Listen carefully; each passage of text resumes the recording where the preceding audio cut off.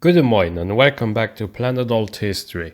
Today we are going to discuss what if the Soviet intervention in Afghanistan was successful.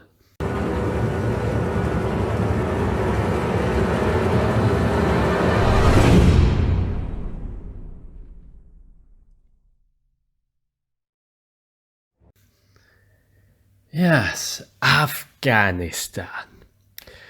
This country is now mentioned 1,000 times a day.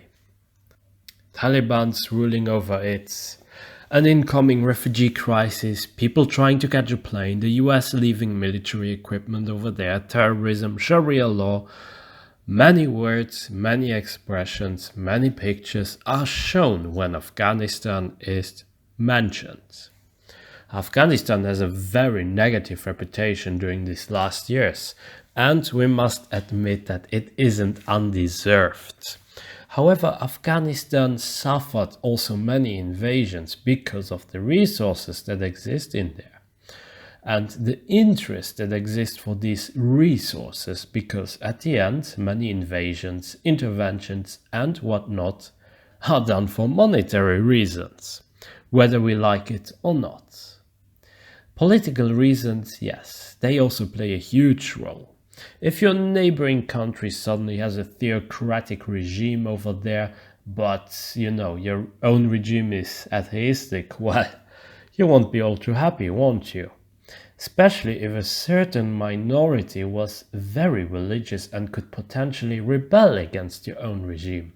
In order to avoid that mess, it is better to help a socialist brother in a certain country, which led to the invasion.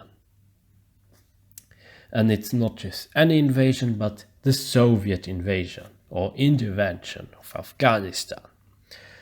Afghanistan always had a very turbulent history.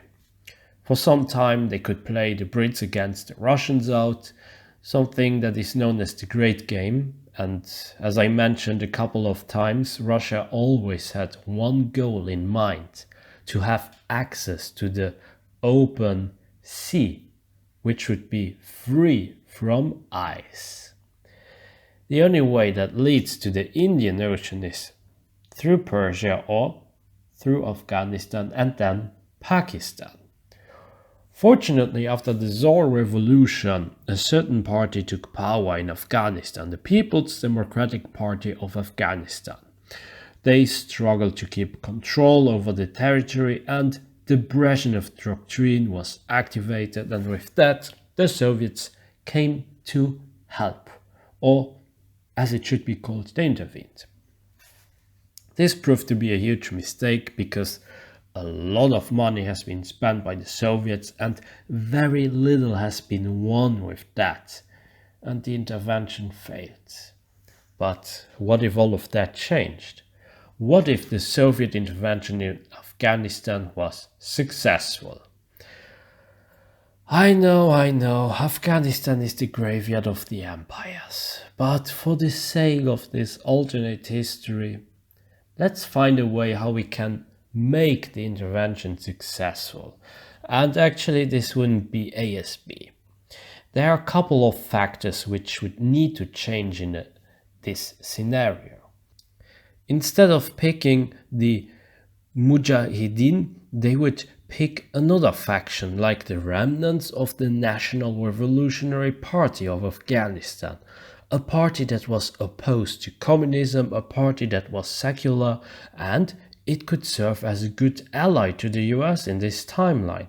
The Chinese would clearly support the Maoists, while the Islamic world would, as so often, support different factions. Pakistan would partially collaborate with the US but be disappointed at the US support of the National Revolutionary Party of Afghanistan.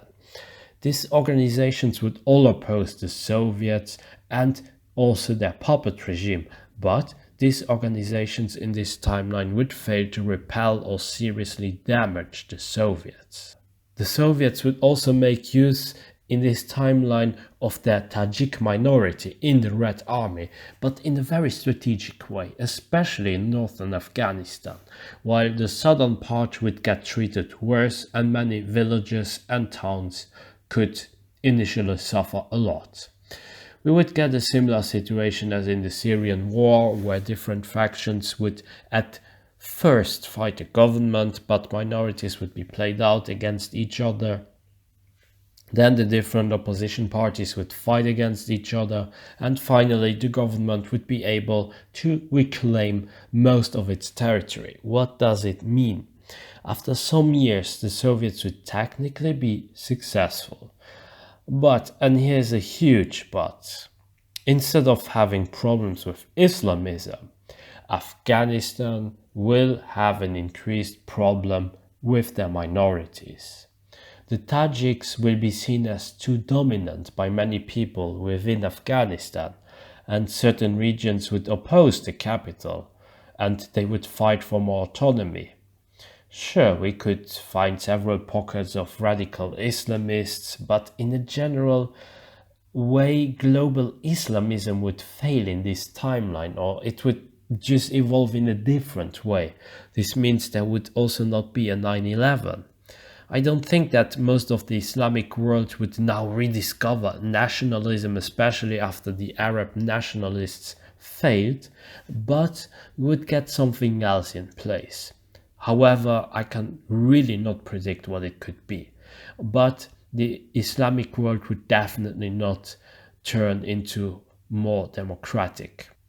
Afghanistan, even with a successful Soviet intervention, will not be a stable country, and the Soviets will see themselves forced to keep many units in Afghanistan. Moreover, they would still give certain financial contributions, and the USSR would still fail because Brezhnev wouldn't suddenly change his policies, and his successors would also remain for a short time in power. And a more successful intervention of Afghanistan would not change this fact. The US and the West would respond to this Soviet success with shock, and the big winner in this scenario would be Pakistan, who would receive larger contributions and be seen as a bulwark against communism. India, on the other hand, would get very upset and may even get much closer to the Soviets, more than in OTL.